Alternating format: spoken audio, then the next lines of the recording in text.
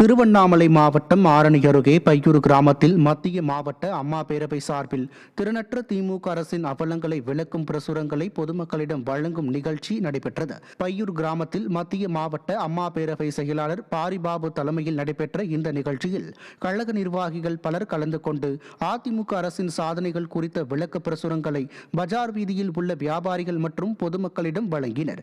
இந்த நிகழ்ச்சியில் மாவட்ட இணைச் செயலாளர் வனிதா சதீஷ் உள்ளிட்ட கழக நிர்வாகிகள் பலர் கலந்து கொண்டனர். கடலூர் மாவட்டம் வேப்பூரில் திமுகவின் நீட் தேர்வு நாடகம் குறித்து பொதுமக்களுக்கு அதிமுக சார்பில் பிரசுரம் வழங்கப்பட்டது.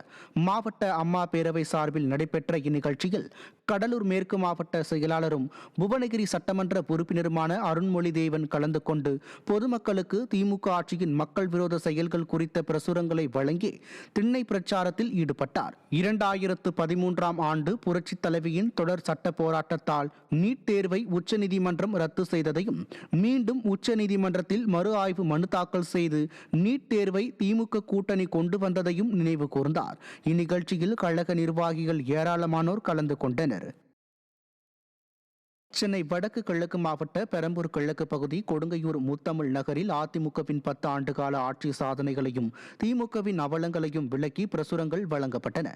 வடசென்னை வடக்கு கிழக்கு மாவட்ட செயலாளர் RS ராஜேஷ் வியாபாரிகள் மற்றும் பொதுமக்களிடம் வீதி வீதியாக சென்று சாதனை விளக்க பிரசுரங்களை வழங்கினார்.